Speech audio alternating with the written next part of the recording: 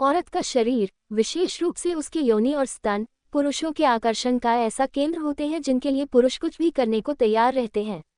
यही वजह है कि कई बार पुरुष ऐसी चीजें भी कर जाते हैं जो उन्होंने अपनी जिंदगी में कभी नहीं की होती। सवाल यह उठता है कि यह प्रेम वास्तव में पत्नी के लिए है या उसके शरीर के हिस्सों के लिए। क्या ये लगाव उसके व्यक्तित्व से है या केवल उसकी शारीरिक सुंदरता से? जब घर में मेरी शादी की बात चल रही थी तो मेरे मन में भी यही ख्याल आया कि अब मुझे वह सब मिलेगा जिसकी हर पुरुष को चाहत होती है। शादी से पहले मेरे परिवार ने मेरे लिए एक लड़की देखना शुरू कर दिया और जल्द ही प्रीति से मेरी शादी तय हो गई। शुरुआत में हमारा आकर्षण भी अधिकतर शारीरिक था। सुंदरता और सुडौल शरीर हर पुरुष की नज़रों को लुभाते हैं और मैं भी इनसे अछूता नहीं था। मन में कई सवाल थे, लेकिन सबसे ज्यादा उत्सुकता इस बात की थी कि पत्नी के शरीर के वे अंग जिनकी कल्पना में हर रात खो जाता था, वास्तविकता में कैसे होंगे।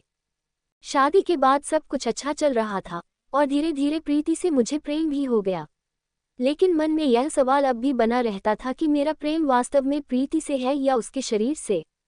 क्योंकि जब भी वह किसी रात शारीरिक संबंध के लिए मना करती तो मेरा मन उदास हो जाता और कई दिनों तक हमारी बातचीत भी नहीं होती। लेकिन जैसे ही हमारे बीच समागम होता सब कुछ ठीक हो जाता, मानो कोई तनाव था ही नहीं। समय बीतता गया और कुछ महीनों बाद प्रीति गर्भवती हो गई। हमारे जीवन में एक नया मेहमान आने वाला था। इस खुशी के साथ एक नई चिंता भी थी, अब हम इस जिम्मेदारी को कैसे निभाएंगे।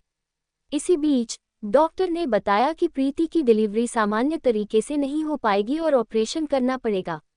ये सुनकर मैं घबरा गया और कई और डॉक्टरों से सलाह ली।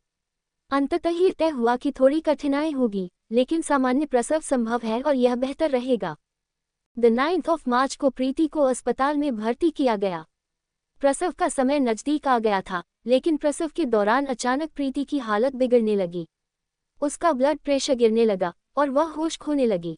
डॉक्टरों ने स्थिति गंभीर देखी और तुरंत मुझे अंदर बुलाया।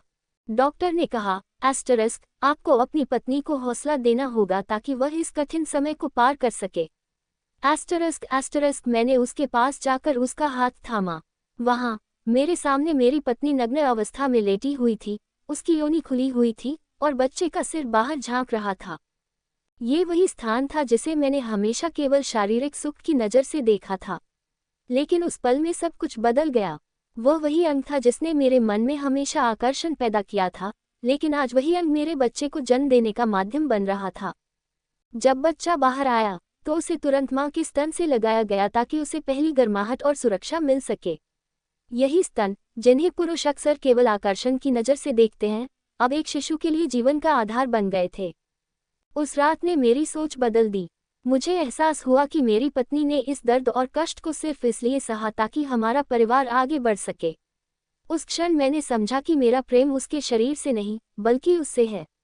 वह केवल मेरी साथी नहीं थी, बल्कि मेरी जिंदगी का वह महत्वपूर्ण हिस्सा थी जो अपने त्याग और समर्पण से मेरे जीवन को पूर्ण बना रही थी। उस दिन मुझे अपनी माँ की भी इज्जत और बढ़ गई। मैंने सोचा, तारांकन तारांकन, जिस माँ ने मुझे जन्म देने के लिए इतने कष्ट सहे, उनकी महानता का एहसास मुझे आज हुआ। तारांकन तारांकन, यह एहसास हर पुरुष को होना चाहिए। मेरा मानना है कि जो पुरुष अपनी पत्नी को केवल एक शारीरिक सुख की वस्तु समझते हैं, उन्हें एक बार प्रसव के दौरान अपनी पत्नी के साथ रहना चाहिए।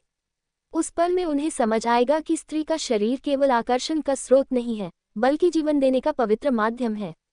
इस अनुभव के बाद ही शायद हम अपने रिश्तों को सही अर्थों में समझ पाएंगे और उन्हें सम्मान दे पाएंगे।